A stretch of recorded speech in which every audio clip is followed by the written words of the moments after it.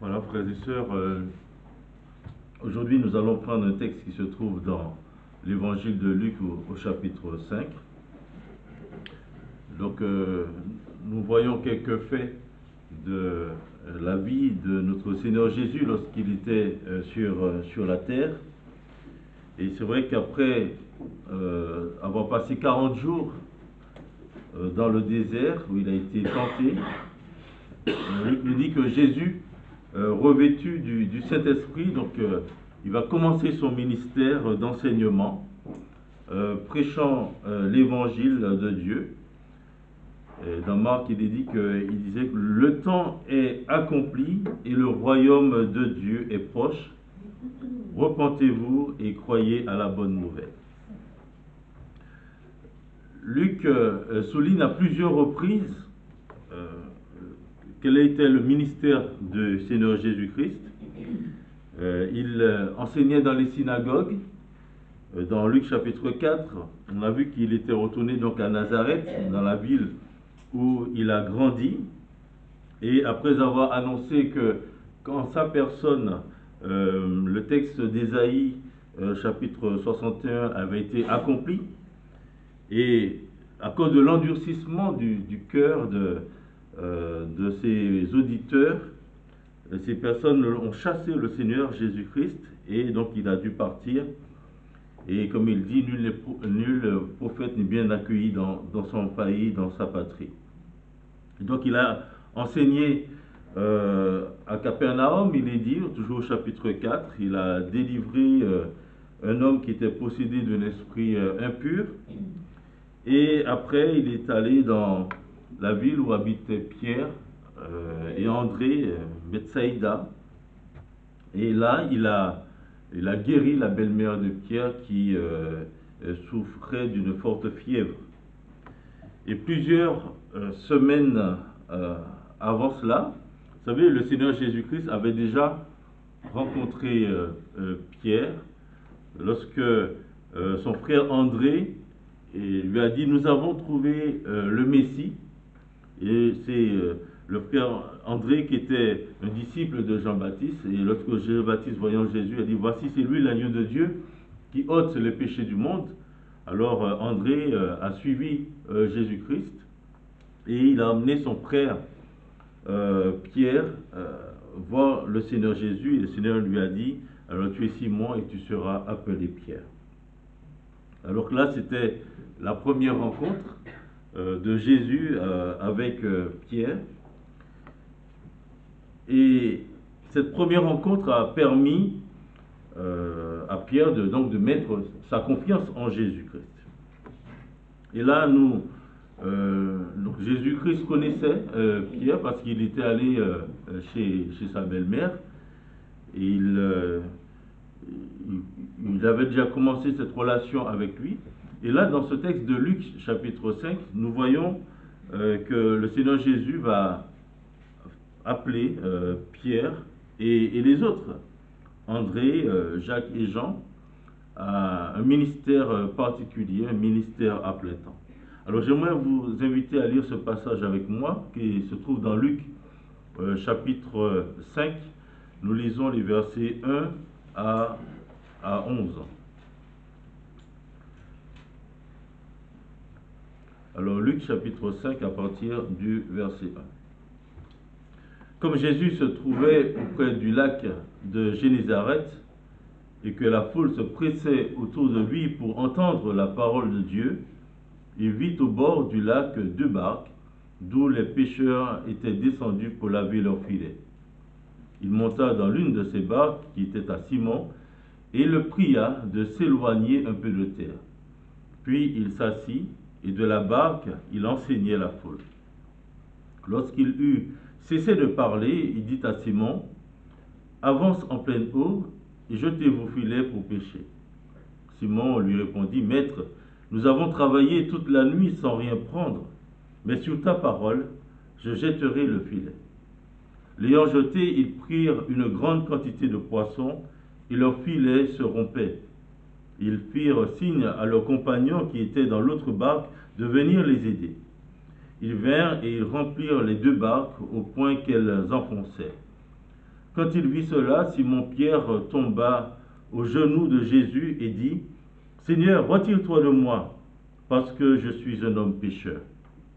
Car l'épouvante l'avait saisi, lui et tous ceux qui étaient avec lui, à cause de la pêche qu'ils avaient faite.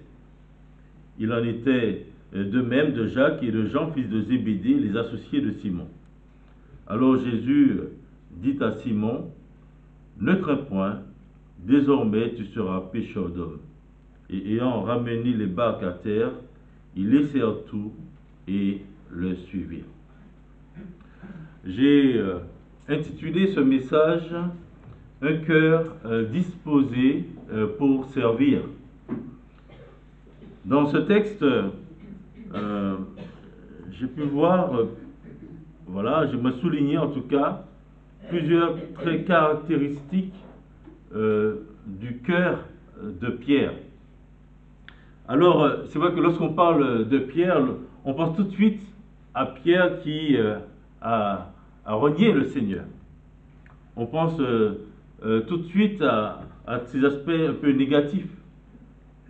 Mais ce texte nous montre que Dieu, le Seigneur Jésus-Christ, qui connaissait le cœur de Pierre, voyait déjà en lui des qualités qui vont être nécessaires pour accomplir l'œuvre à laquelle il l'avait appelé. Et bien qu'il savait aussi les choses en Pierre qui mériteraient d'être transformées, d'être changées. Et en cela, ce texte nous encourage à voir les qualités que Dieu nous a données et ne pas seulement nous arrêter peut-être aux défauts, mais que le Seigneur, il voit les qualités et en fonction de ces qualités, il nous dit, mais arrête de voir tout ce qui est peut-être négatif, mais vois aussi les bonnes choses, et avec ces bonnes choses, sache que je peux faire avec toi beaucoup. Dans ce passage de Luc, au chapitre 5, Pierre, le disciple de Jésus, qui est déjà disciple de Jésus, parce que, comme Jean nous le dit au chapitre 1, il avait déjà cette rencontre avec le Seigneur, et cette première rencontre où il a entendu que Jésus est le Messie, l'agneau de Dieu qui ôte les péchés du monde, il a vu Jésus-Christ qui le connaissait particulièrement. Quand il lui dit, tu es Simon, fils de Jonas, tu seras appelé Céphas, qui signifie Pierre. Le Seigneur le connaissait personnellement. Et il a entendu que Jésus, c'est lui l'agneau de Dieu qui ôte les péchés du monde. C'est lui le Messie qui était attendu. Il a mis donc sa confiance en Dieu. Il a mis sa confiance en Jésus. Et là, dans ce texte, j'aimerais souligner plusieurs qualités de cet homme, Pierre. Déjà, dans les 3 premiers versets, je voudrais souligner sa générosité. Il laisse le Seigneur utiliser sa barque pour qu'il puisse enseigner la foule. Il a travaillé toute la nuit. Et là, il est en train de réparer les filets pour la nuit suivante.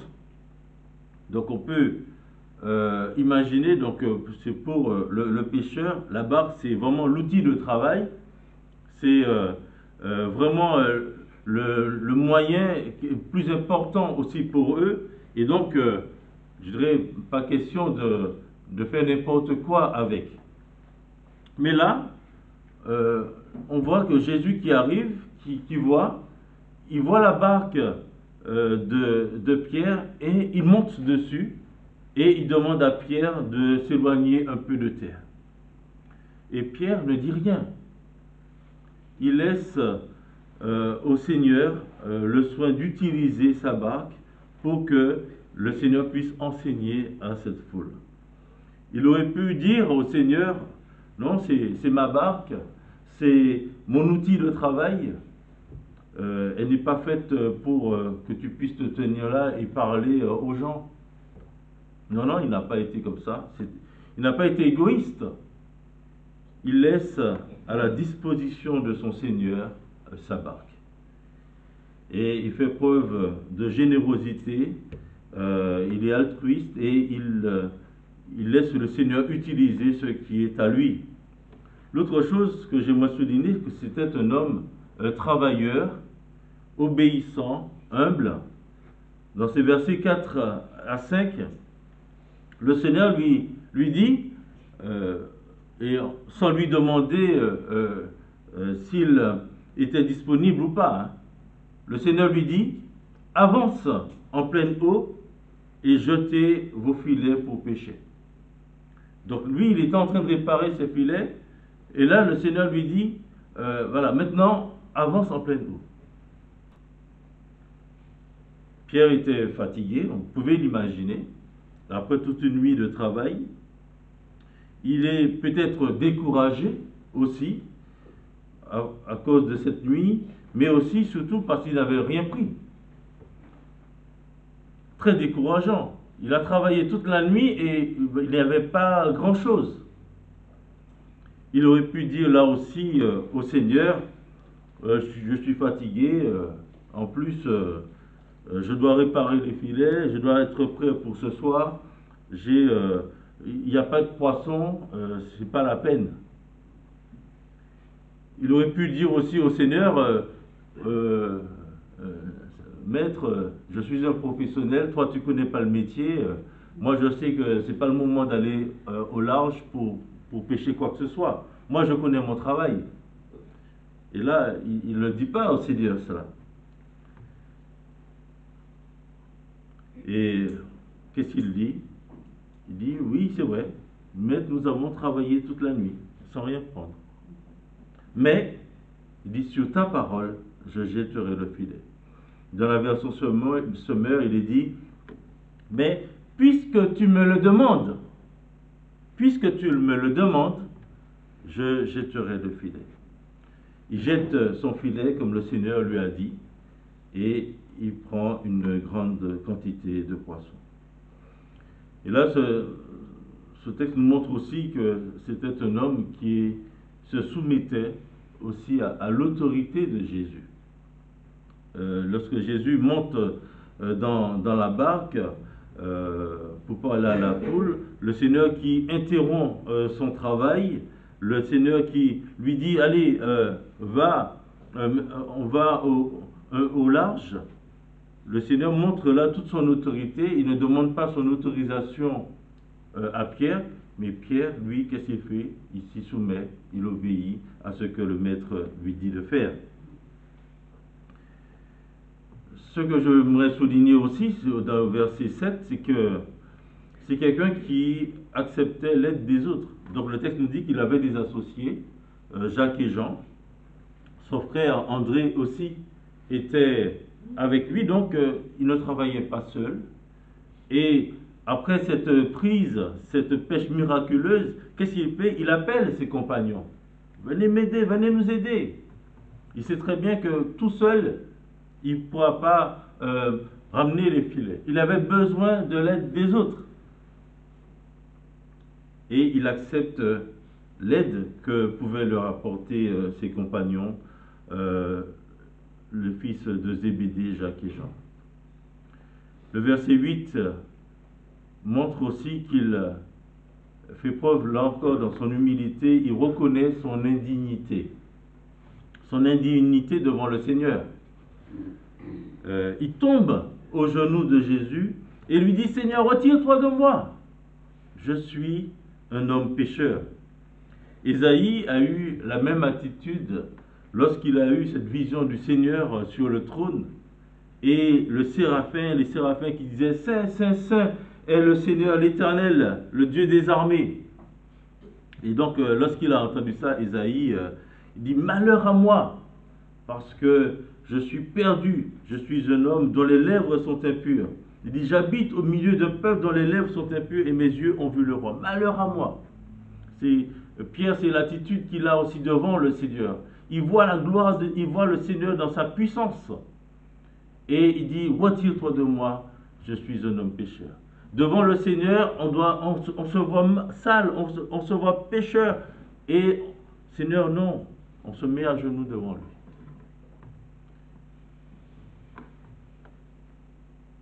Et Pierre, là, montre qu'il s'humilie devant le Seigneur. Il est aussi un homme désintéressé. Au verset 11, on voit qu'il ramène sa barque à terre. Il a une pêche miraculeuse. C'est la pêche du siècle, on va dire. Il aurait pu dire, voilà, hop, on vend tout ça, comme ça on se fait de l'argent. Qu'est-ce qu'il fait? Il ramène la barque et il laisse tout. Et il part avec Jésus. Il laisse tout. Il laisse cette fortune qu'il aurait pu récupérer grâce à cette pêche miraculeuse. Mais il laisse ça et il suit Jésus. Le Seigneur Jésus savait donc tout cela de Pierre. Il connaissait déjà toutes ces traits caractéristiques de sa personnalité, les qualités de son cœur. Il savait que cet homme avait un cœur disposé pour le servir. Et c'est pour cela que dès le début, il changea son nom en lui disant, tu es Simon, fils de Jonas, tu seras appelé Céphas, ce qui signifie Pierre. Pierre a répondu à l'appel du Seigneur parce qu'il a vu en la personne de Jésus la puissance de Dieu à l'œuvre à plusieurs reprises. Il a vu la guérison de sa belle-mère.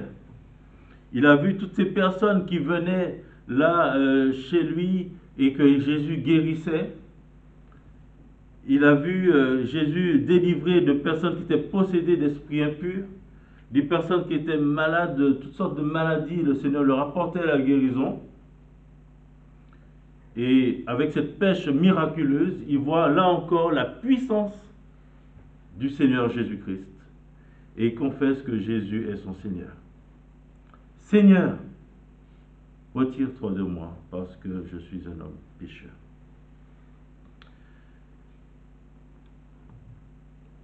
Nous qui avons reconnu que Jésus est le Fils de Dieu, le Messie, l'agneau de Dieu qui ôte le péché du monde, serions-nous prêts à répondre à l'appel du Seigneur pour un service particulier qu'il voudrait nous confier pour l'avancement de son œuvre ici-bas?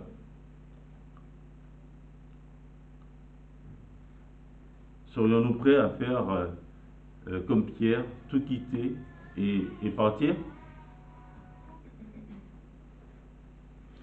Dans quelle disposition de cœur sommes-nous? Notre cœur est-il disposé à servir celui qui a donné sa vie pour nous, comme nous l'avons fait, nous l'avons entendu ce matin?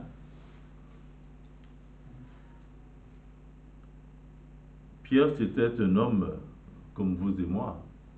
C'était pas un super-héros venu d'une autre planète.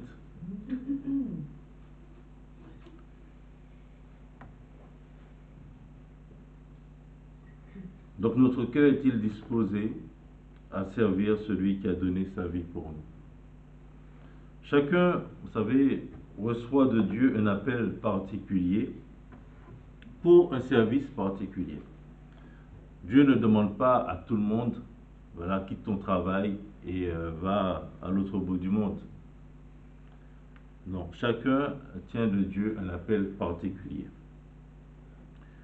Mais quel que soit notre appel, le service que nous sommes appelés à faire a une vocation commune. C'est la gloire de Dieu, l'avancement de son œuvre ici-bas et que son règne vienne. Quelle que soit la tâche que Dieu nous a confiée, quel que soit le service que nous accomplissons, c'est pour la gloire de Dieu, pour l'avancement de son œuvre, pour que son règne vienne. Sommes-nous conscients de cela? Et le Seigneur, lui, dans un premier temps, ce qu'il voit, c'est la disposition de notre cœur. Pierre ne savait pas ce qu'il allait faire par la suite, mais Dieu le savait.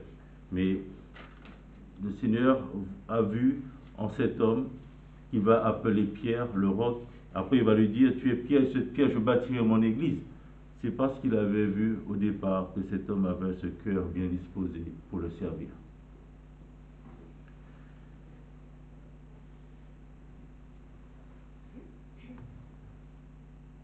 Et j'aimerais nous encourager à nous mettre au service de notre Seigneur et à répondre à son appel. Quel que soit l'appel que le Seigneur veut vous adresser, ce que nous voyons dans ce texte est valable pour nous tous. Nous mettre au service de notre Seigneur en mettant à son service notre barque. Le besoin de Jésus était là manifeste. Le Seigneur Jésus avait besoin de s'adresser à cette foule qui se pressait là autour de lui pour entendre la parole. C'est ce qu'il est dit dans les 3 premiers versets. Il y avait cette foule qui était là, qui se pressait autour de lui pour entendre la parole. Et le Seigneur avait besoin de s'éloigner d'eux et pour pouvoir leur parler. Donc il avait besoin d'une barque.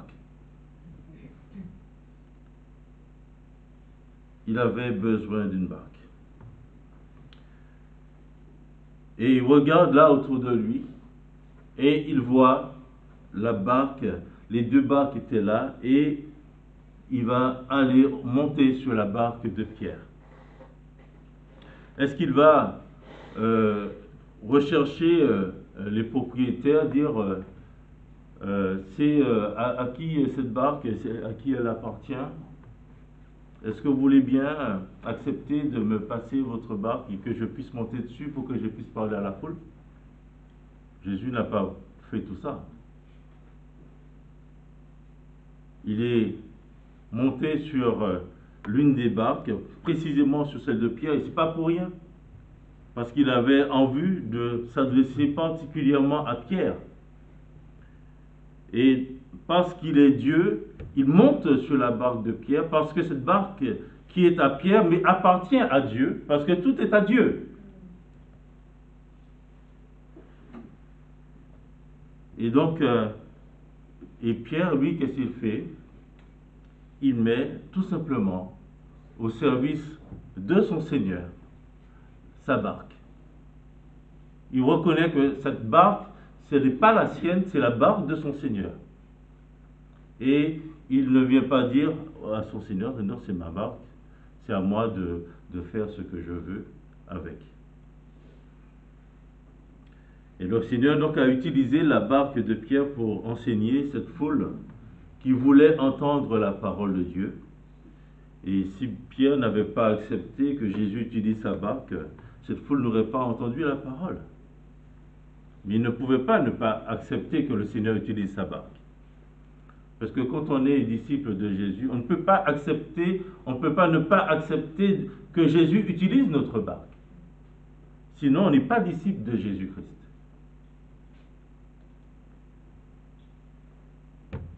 Donc cette barque, c'est ce que nous avons propre. Cette barque, c'est nous-mêmes, c'est notre vie, c'est notre énergie, c'est notre temps.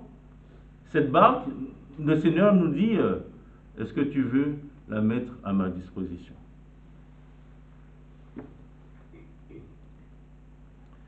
L'autre chose,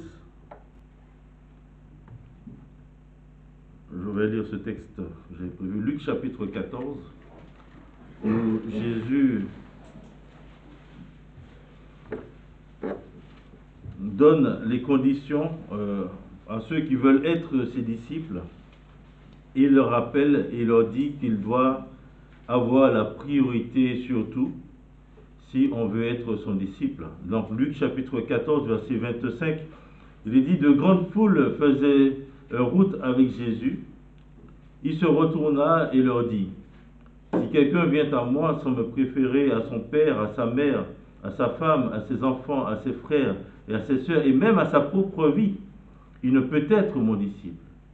Et quiconque ne porte pas sa croix et ne me suit pas, ne peut être mon disciple. Car lequel de vous, s'il veut bâtir une tour, ne s'assied d'abord pour calculer la dépense et voir s'il a de quoi la terminer, de peur qu'après avoir posé les fondements, il ne puisse l'achever et que tous ceux qui le verront ne se mettent à le railler, en disant, cet homme a commencé à bâtir et n'a pu achever. Ou quel roi, s'il va faire la guerre à un autre roi, ne s'assied d'abord pour examiner s'il peut, avec 10 000 hommes, marcher à la rencontre de celui qui vient l'attaquer avec 20 000.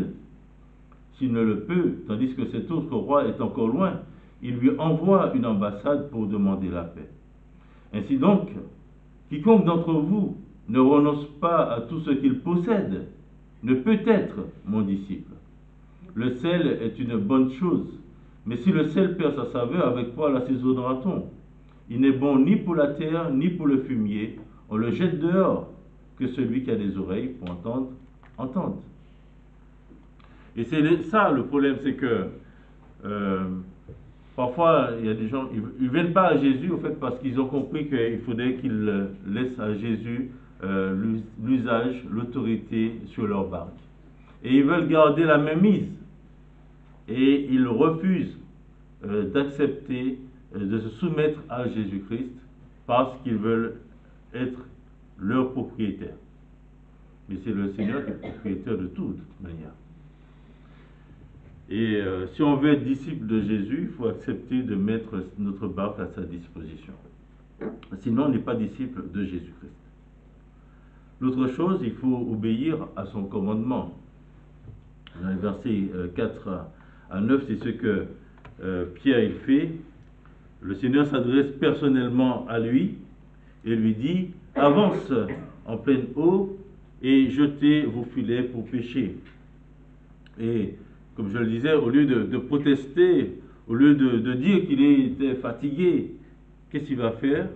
Pierre va se soumettre à l'ordre du Seigneur et faire ce que le Seigneur va lui dire, malgré sa perplexité. Hein. Il dit, mais nous avons travaillé toute la nuit. Mais sur ta parole, je jetterai le filet. Donc il a mis sa foi en action. Il a traduit par des actes cette foi. Il a jeté les filets. C'est ce qui est important. L'ayant jeté, il aurait pu dire, maintenant c'est pas la peine de le faire. Non, il montre sa foi lorsqu'il jette ce filet, parce que le Seigneur lui demande. La foi, Jacques nous dit que la foi sans les œuvres, elle est morte. Alors que si on dit qu'on croit et qu'on ne fait rien, ça ne sert à rien. Et là, le Seigneur, Pierre nous montre qu'il avait foi dans les paroles de Jésus et il obéit et jette le filet comme le Seigneur lui a demandé de le faire. Et Dieu va bénir cet acte-là et il aura cette grande quantité de poissons. Et l'autre chose que j'aimerais souligner, c'est que nous pouvons nous mettre au service du Seigneur, répondre à son appel en acceptant la nouvelle orientation qu'il veut donner à notre vie. Le Seigneur Jésus-Christ veut donner une nouvelle direction à la vie de cet homme. Il était là, il était pécheur, voilà, c'était sa vie, et c'était un peu sa routine. Et en devenant disciple de Jésus, le Seigneur lui montre là qu'il veut donner une nouvelle orientation à sa vie, il veut donner une nouvelle perspective à sa vie, à son futur. Et si on veut avancer, si on veut avoir une vie différente, si on veut changer, il faut accepter de se mettre au service du Seigneur. Sinon, on est dans une routine. Et là, c'est ce qui va se passer pour Pierre. Le Seigneur lui dit, voilà, désormais, tu seras pêcheur d'hommes. Donc, Pierre, il a reconnu qu'il avait besoin du Seigneur. Il avait reconnu son péché, il avait reconnu sa misère, il avait reconnu qu'il était indigne d'être là et que le Seigneur lui fasse grâce.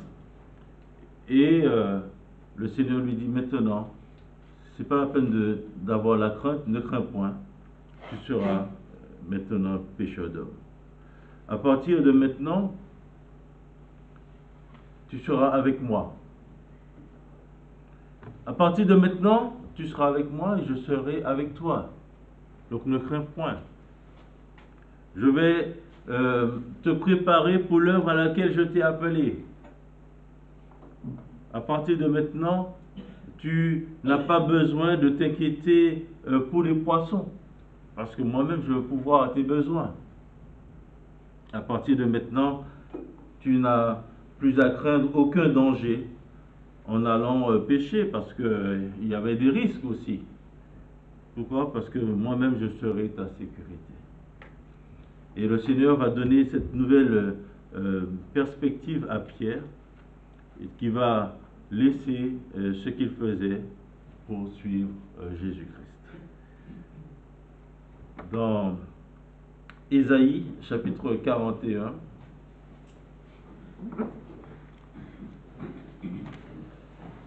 alors Ésaïe, chapitre 41, à partir du verset 8, le Seigneur dit à Pierre, ne crains point, tout comme l'Éternel disait à son peuple Israël de ne pas avoir de crainte aussi. Dans Ésaïe 41, verset 8, mais toi, Israël, mon serviteur, Jacob que j'ai choisi, race d'Abraham que j'ai aimé, toi que j'ai pris aux extrémités de la terre et que j'ai appelé d'une contrée lointaine, à qui j'ai dit, tu es mon serviteur, je te choisis et ne te rejette point. Ne crains rien, car je suis avec toi. Ne promène pas des regards inquiets, car je suis ton Dieu. Je te fortifie, je viens à ton secours. Je te soutiens de ma droite triomphante. Voici, ils seront confondus, ils seront couverts de honte, tous ceux qui sont irrités contre toi. Ils seront réduits à rien et périront ceux qui disputent contre toi. Tu les chercheras et ne les trouveras plus, ceux qui te suscitaient querelle. Ils seront réduits à rien. Ils ne seront plus ceux qui te faisaient la guerre. Car je suis l'Éternel, ton Dieu, qui fortifie ta droite, qui te dit, ne crains rien, je viens à ton secours. Ne crains rien, vermisseau de Jacob, faible reste d'Israël. Je viens à ton secours, dit l'Éternel, et le Saint d'Israël est ton sauveur. C'est ce que le Seigneur dit à Pierre, et c'est ce qu'il nous dit aussi à tous qui disons être disciples de Jésus-Christ. Ne crains rien, je viens à ton secours. Ne crains rien, je suis avec toi. Ne promène pas de regards inquiets. Au chapitre 43, pareil, il dit ainsi parle maintenant l'Éternel qui t'a créé, au Jacob, celui qui t'a formé, au Israël. Ne crains rien, car je te rachète. Je t'appelle par ton nom. Tu es à moi. Si tu traverses les eaux, je serai avec toi. Et les fleuves, ils ne te submergeront point. Si tu marches dans le feu, tu ne brûleras pas, et la flamme ne t'embrasera pas. Car je suis l'Éternel, ton Dieu, le Saint d'Israël, ton sauveur. Je donne l'Égypte pour ta rançon, l'Éthiopie et Saba à ta place. Parce que tu as du prix à mes yeux, parce que tu es honoré et que je t'aime, je donne des hommes à ta place et des peuples pour ta vie. Ne crains rien, car je suis avec toi. Je ramènerai de l'Orient ta race, et je te rassemblerai de l'Occident. Je dirai au septentrion, donne, et au midi, ne retiens point. Fais venir mes fils des pays lointains, et mes filles de l'extrémité de la terre, tous ceux qui s'appellent de mon nom, et que j'ai créé pour ma gloire, que j'ai formé et que j'ai fait. Voilà. Donc, lorsqu'on fait le choix de se mettre au service du Seigneur, lorsqu'on fait le choix de lui dire, comme Pierre, oui, je suis un homme pécheur, mais on reconnaît notre indignité, mais on dit au Seigneur, voilà, ce que j'ai, je te le donne. Et l'apôtre Paul nous dit dans Romains 12, de nous offrir nous-mêmes à Dieu comme un sacrifice vivant, saint et agréable à Dieu, ce qui sera de notre part un culte raisonnable. Alors nous nous offrons à Dieu, Et nous lui disons, eh bien, Seigneur, sers-toi de moi. Même si je ne suis rien, sers-toi de moi. Il y a une chanson qui dit ça. Voilà. Et voilà. Et le Seigneur nous utilise. Il nous donne une nouvelle orientation à notre vie. Il nous conduit et il nous amène là où nous n'imaginons même pas. Et il nous dit, ne crains rien, je suis avec toi. Que le Seigneur vous bénisse, que le Seigneur nous aide et que nous comprenons que être disciple de Jésus-Christ, c'est cela, c'est mettre à son service ce que nous avons, c'est obéir à ses commandements, mais c'est aussi accepter et voir qu'il a aussi une nouvelle orientation aussi pour notre vie. À lui seul soit la gloire. Amen.